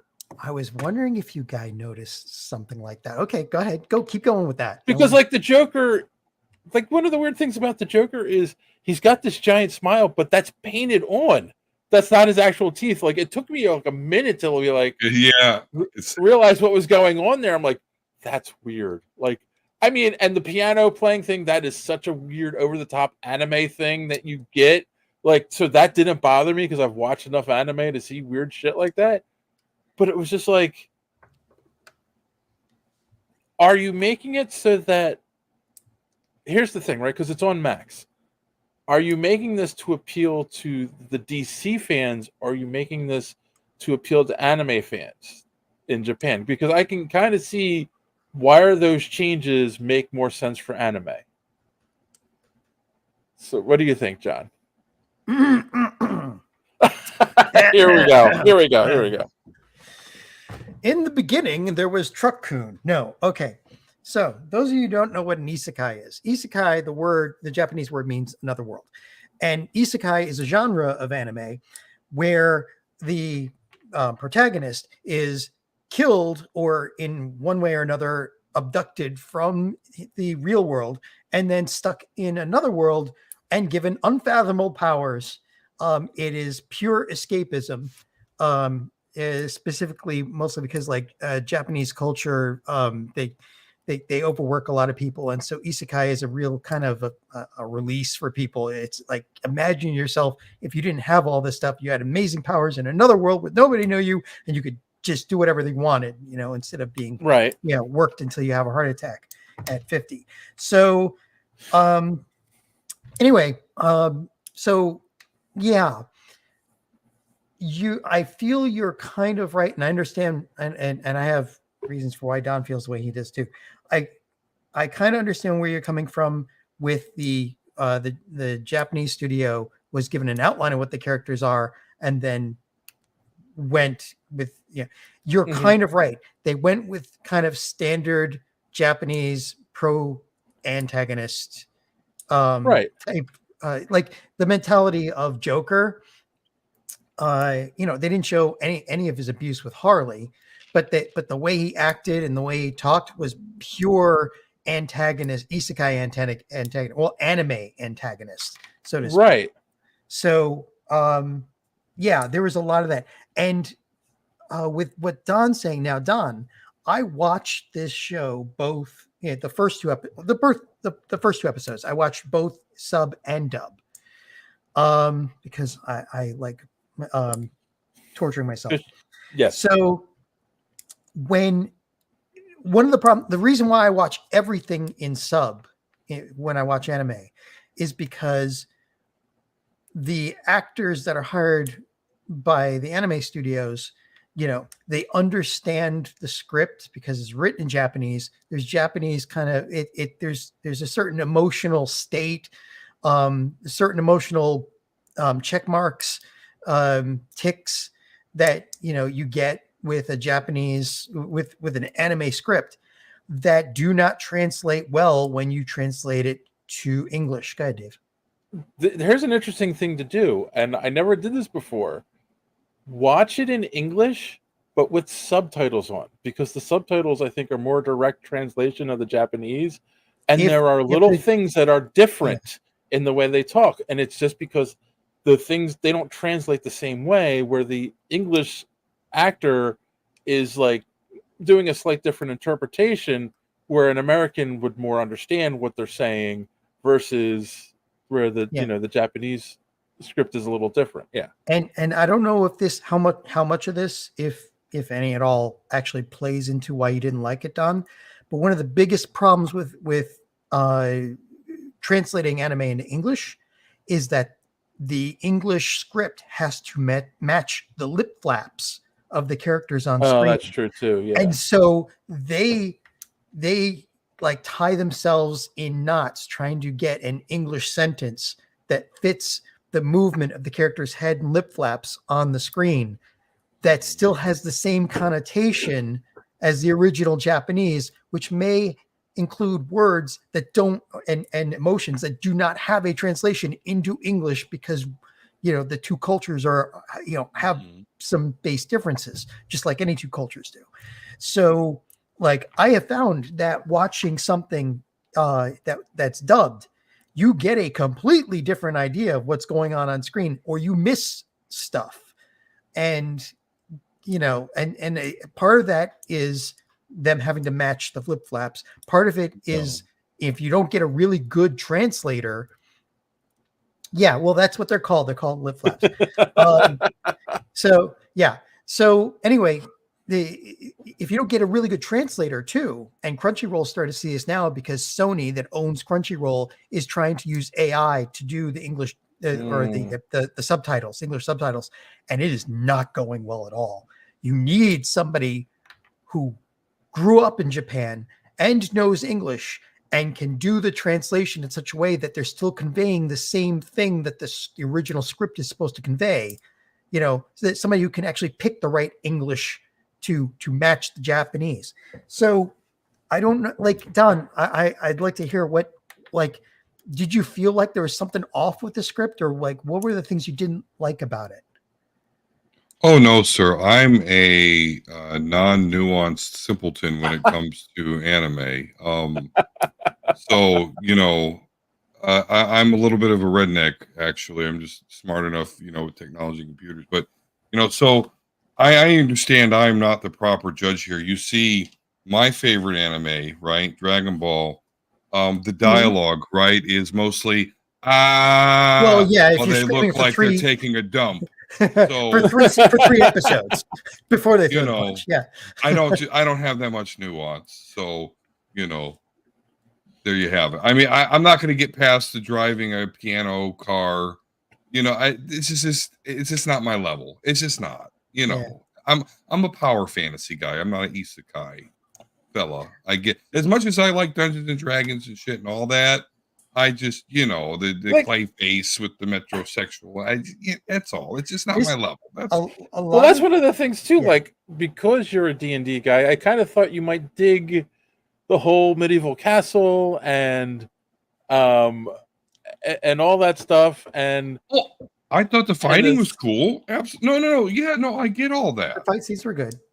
Yeah, no. The premise. Here we go.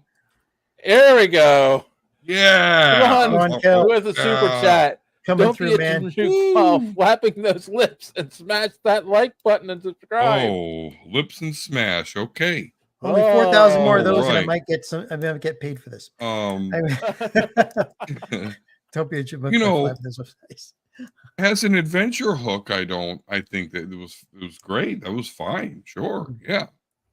It's just everything else. It's just not.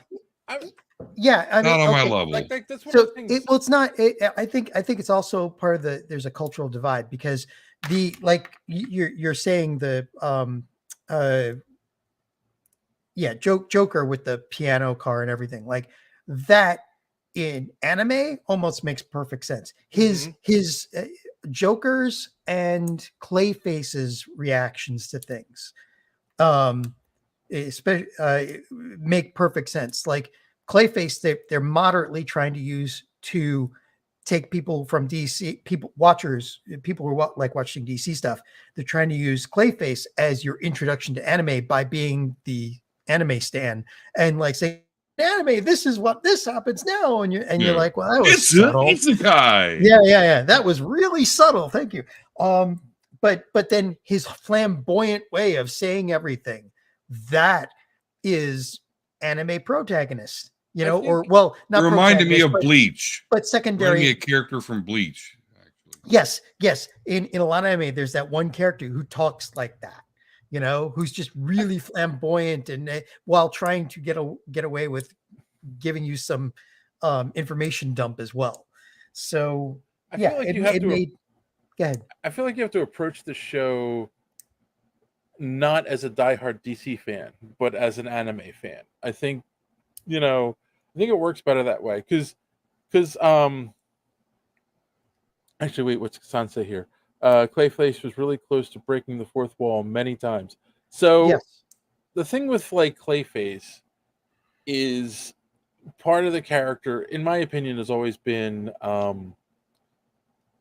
the dangers of getting what you want kind of thing, careful what you wish for, because like he wants eternal beauty and be able to get better roles and stuff. It's like the character's always some kind of actor and he starts using this stuff and it turns also him into the dangers Clayface. Of an unregulated makeup industry. So yeah. But anyway, so his punishment is for pursuing this and not caring what he does to get there is becoming Clayface, right? So he's a monster, who he can change into what he wants, but when he's relaxed, he's a monster. He's a handsome metrosexual guy, as Don pointed out. So like he's just a guy with powers at that point, he's just a handsome guy with powers. It's like it takes something away from the classic DC character, but in anime it works because there's always that character in anime who is the handsome jerk basically in the team. Unless you're talking JoJo's Bizarre Adventure, where almost all of them are handsome jerks. So, yeah. I was gonna say Thrawn Kill, like Jujutsu Kaisen. There's 2 or 3 characters in there that are kind of like that. But if you want the overload, that's JoJo's. So, yeah. And the dancing with Amanda Waller, like there is a kind of a low key war in anime for intros and outros for who can do like the best. Usually the animators use an intro or outro that are participating in this war. They're using it to show off how good it can be when they're given enough money to do what they can. Right. So like, the outro for the first season of Jujutsu Kaisen, where they're dancing, that's a really good one. Kaguya-sama, the outro with Chika Chika, which will just, fill your heart with love for the next 5 hours. Or the intro for Chilling with Another World with level 2 super cheat powers. The woman dancing in that, although the voice actress is 50 and she's kind of embarrassed that she did that voice, but she's really good. So, it's like they're them doing Amanda Waller like that. I don't know if how much DC had, how much control DC had over this. And that's why I'm ultimately not going to. And that's why I'm ultimately not going to come in here and be like, this is shit, this is stupid, these are mischaracterizations, because this is not even like meant for an American audience. Like, this is an anime thing, and for that, I'm going to give it respect for being what it wants to be. And it's not going to be for everybody, Don. Right, and I am on that list, and that is fine. Enjoy. Yeah. Now we should get to the point that, is it good? We've talked about some of the points, but I will say that the animation for the animation is good for the first 2 or 3 episodes, and then as far as I got. Oh, okay. Now there's a hard and fast rule in anime. Sakuga is good. Sakura is useless. Those of you who know anime know why Sakura sucks. Sakuga, though, what Sakuga is like, you have the standard animation, usually done by the base animation studio, and then you either have a separate group or something for like fight scenes that are supposed to grab you, like, or that where they get the extra money, and those are the ones that where you start to see the movement really improve.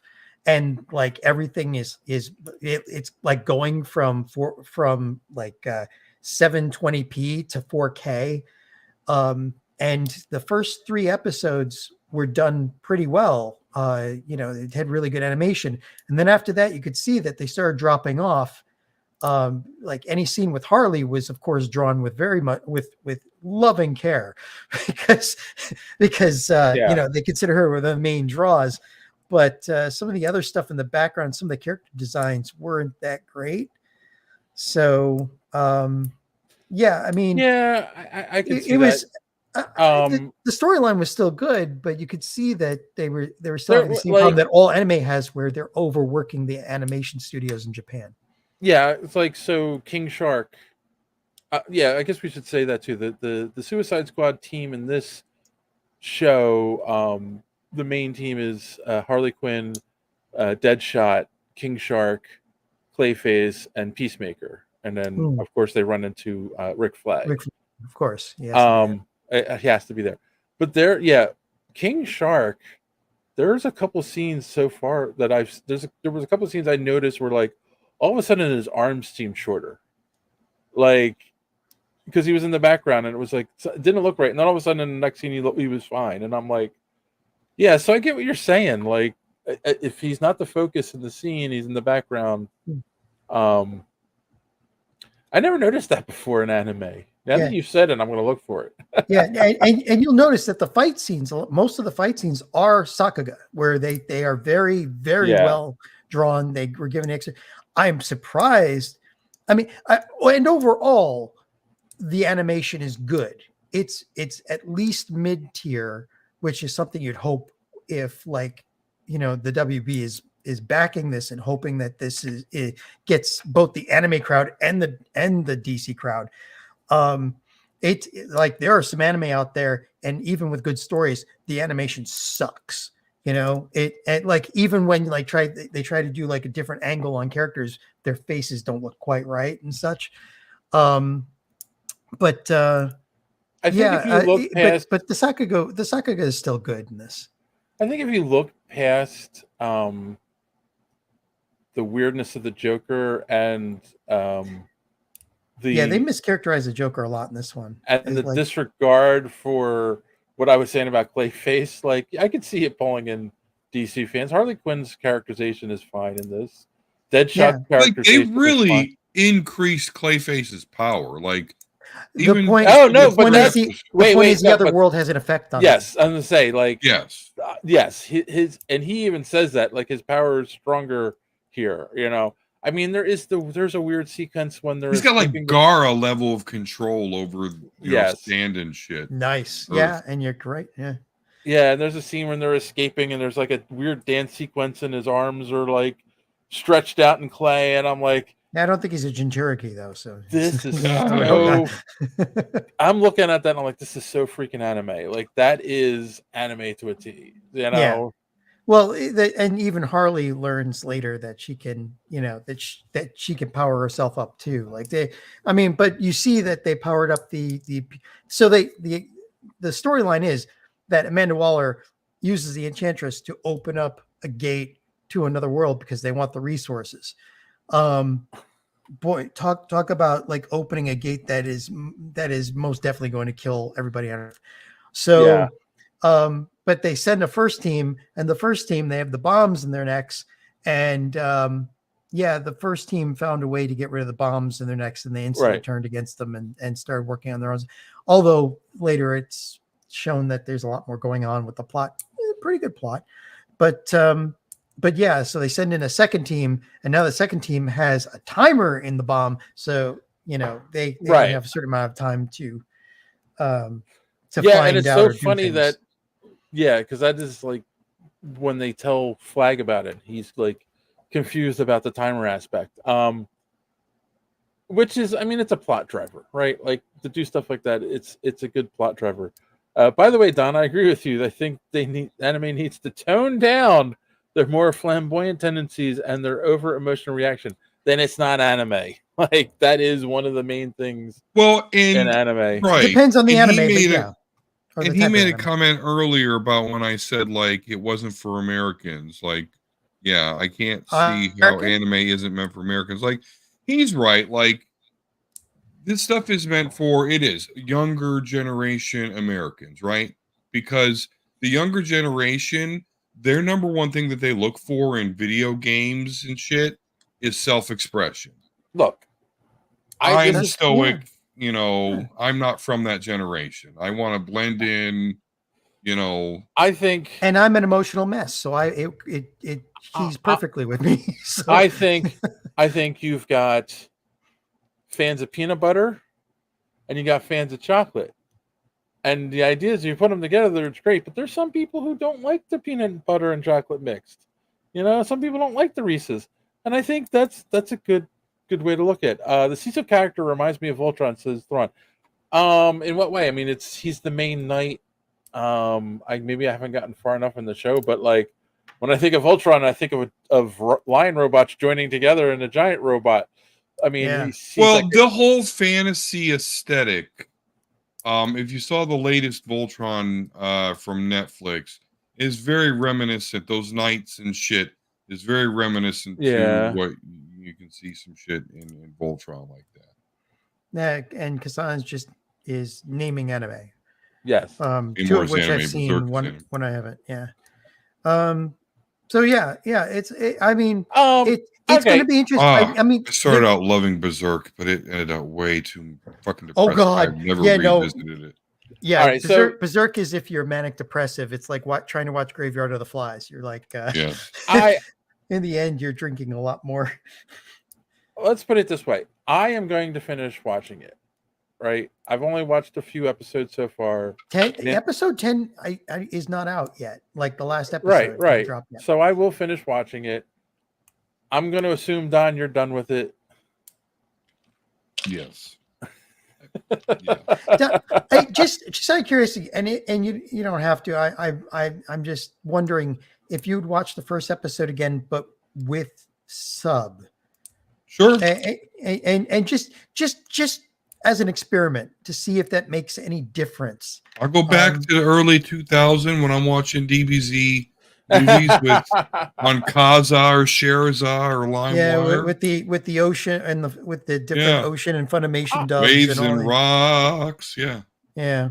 I think you need to like walk away from your comic book animation view and just say like, well, this is an anime, and just enjoy the fighting and the sword fights and the weird healing powers of King Shark when the sword flies out of his belly and it closes up. I was like, what? When that happened in the show, and just like enjoy the over the top. Like anime is always over the top. I mean, you do space battles and the ship has got 2 million guns on it that all fire at once. Like it's always over the top, and like I get that, and I do enjoy that aspect of anime. I'm not as diehard like John, but I think if you like just look at it that way, you can enjoy this show. Yeah. It's not like I like all anime. There are different genres and stuff. Most of the isekais always have an element of, like Disney, you always have a mascot for good or for ill, but with in their movies. But in anime, you always have you either have the flamboyant guy or the stoic woman who's secretly in love but isn't, and is tsundere, and it just it's like there's all these different tropes and everything, and this does have a lot of anime tropes in it. So I wonder, like, I mean, DC obviously seems to be trying to cash in on the rise of anime. Like they saw that Disney was going to start doing anime, even though Disney isn't promoting any of the anime they've done. You actually have to just, like basically stumble across it on the Disney Plus site. Netflix has got anime and that's been doing really well. So I'm wondering if DC's trying to tap into that now. Hey, 10 billion people can't be wrong. Thrawn says that's 20 billion. Oh, yeah, you're right. A lot of people who don't have control of themselves die in this. That's just that's not really an anime thing, but that's a Suicide Squad thing. Like people die. Like that's kind of the point of those books. They use minor villains so they can kill them off. Yeah. And that's the whole point of Suicide Squad. Every Suicide Squad that DC's put out, all the anime ones, somebody's died in it. Usually a lot of people have died in it. I have not watched Kite Man yet, Kassan. Have either of you tried Kite Man yet? I've heard it's funny, and I haven't. It's in the same universe as Harley and Poison Ivy show or whatever it's called. Yeah. Yep. Which is raunchy beyond words. I'm surprised at how raunchy that one it manages to get. So now I may try Kite Man. I didn't make it all the way through Harley because I've got too many other things I'm watching, and there's certain things I only have so much time. So, but yeah, again, so this may bring people into anime. It may not because it's still DC. DC might get a boost of it. I don't know. I know that they're coming. Wait, one more thing. They are coming out with Batman Ninja 2. And I still say that Batman Ninja is one of the worst things I've ever watched from DC Animation. Yeah. And that, an animation studio is usually way better than Marvel. So like, who knows what they're going to come out with next.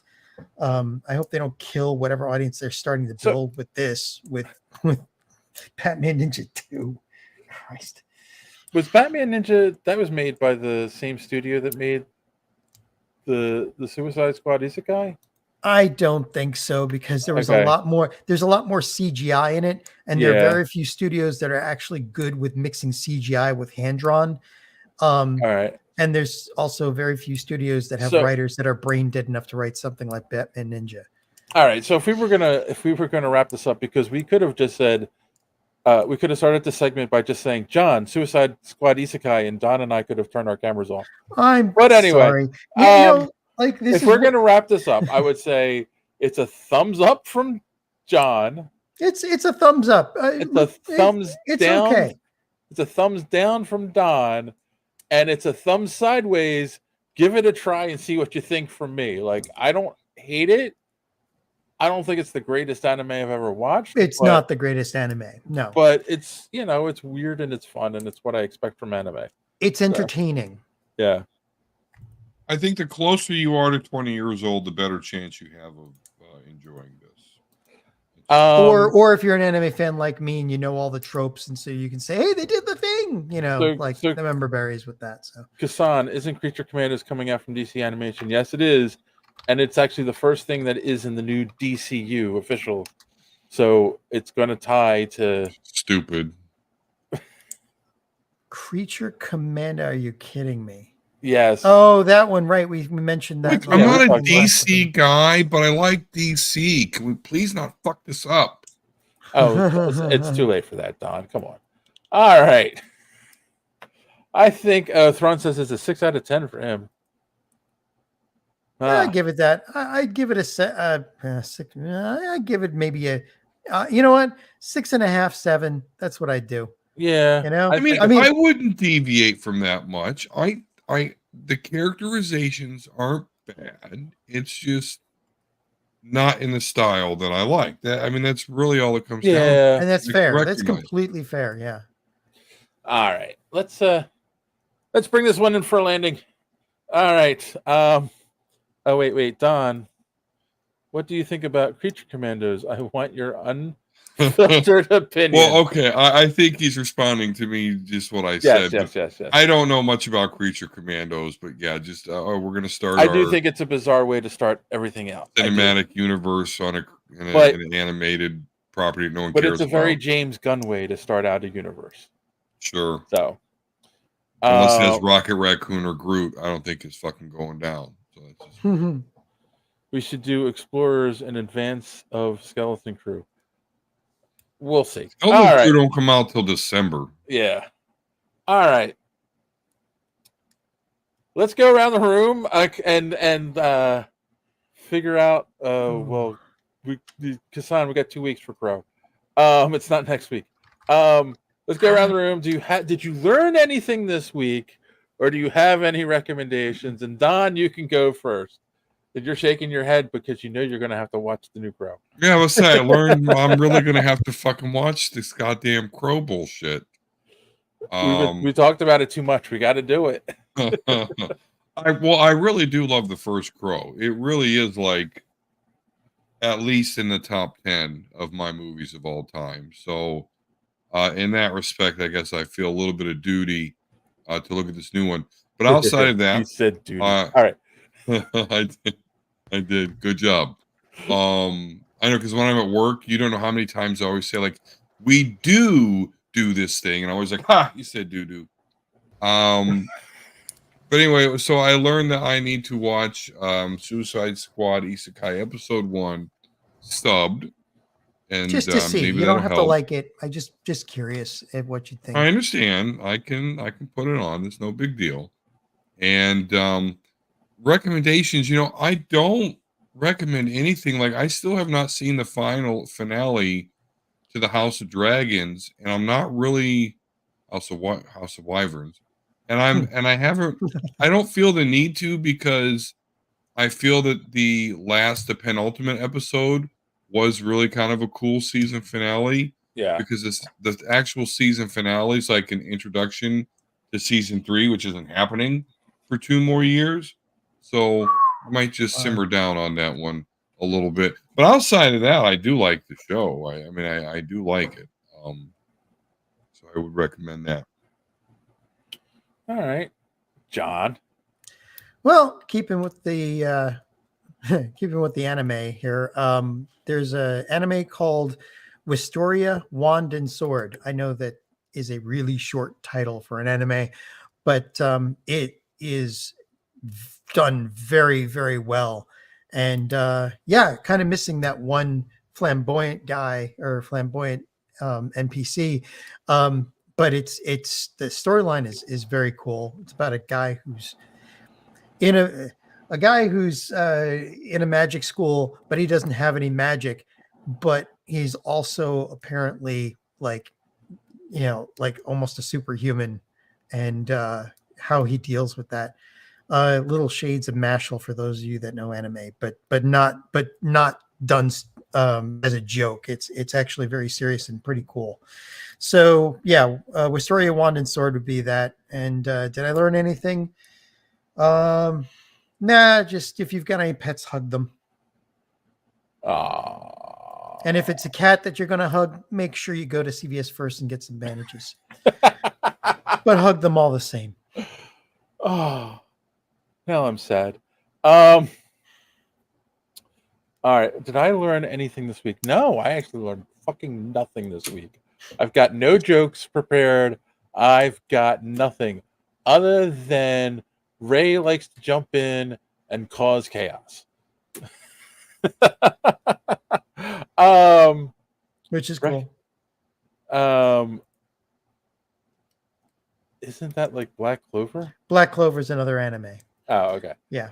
It's not, and no, it's different. Man, we got some anime fans here in the superhero speak fandom. We need to. I know it's all John's fault. It's like Black Clover, except that your ears don't bleed when the main character talks. Okay. I guess I did learn. You'll understand that. Hassan is not going to give up about this D&D episode concept. Maybe we'll figure it out. I'm willing to. If we could figure out, I'm about to say, if we could figure out how to do it, I'm down. I'm just not sure how you do that for a stream. I know there's various programs out there that one can get. So, I mean, if we could do it well, and I also think we need at least one more player. Like, I don't know, me as a DM, I need at least 3. I don't know. So we can get. But John wants to DM. We can get JD to come back for an episode, maybe. I don't know. I'm a better Star Wars DM. If we're doing like Dungeons and Dragons, you'd probably be better than me, John. Recommendations. I actually have one. If you watch British panel shows, so British panel shows are like they'll get a group of comedians together and it's themed like a game whose show. line is it anyway? Kind of. This is more like there's one a famous show called 9 out of 10 Cats, and like they basically just talk about what's popular that week in England, but like it's just a bunch of comedians, so they're just kind of making jokes and talking, and it's all about that. That's what the show really is it's a funny show. They actually Netflix created one. Jimmy Carr's the host, so he hosts a lot of those kinds of shows in England. He's the host of this, but it's American comedians, and it's called The Fix. So they take problems like the last episode I watched was gentrification, and they talk about gentrification, and at the end it's like each team comes up with how they would fix that problem, and then the audience votes on which idea they like the best. It's stupid and it's funny. And if you got a half hour to kill on a Saturday afternoon, watch an episode of this. It's stupid and it's funny, and I liked it. I'm down to make a fool, says Thrawn. Next poll: should we play D&D and make a fool of ourselves? Results to no, stop it. Hassan's taking over the podcast. No, I'm losing control. I also just think, if you're watching this, you could also join us in chat on these and also try to take over our podcast. If you've gotten this far in the show, I will also recommend that you go to superheroespeak.com where you can find the podcast every week. Links to all our social media at the top, comic book reviews by our good friend Chris, old reviews by our good friend Don, and so much more. If you've gotten this far in the podcast and you haven't done so far yet, please click that subscribe button, click the bell for notifications so you don't miss us when we go live here on Sunday nights. Smash that like button. It really does help with the algorithm, even though it gives Don a headache as we smash him. And if you're so inclined, check out our merch store, link in the description below. Buy a Superhero Speak t-shirt. That really is the best way to help out the podcast. So we can continue to bring you this fine entertainment every week. And I said I wanted to try to do a shorter episode, and we're over 2 hours already. 2 hours, yeah. So, on that note, as always, thanks for watching. And don't let your cape go out the door. See you next week.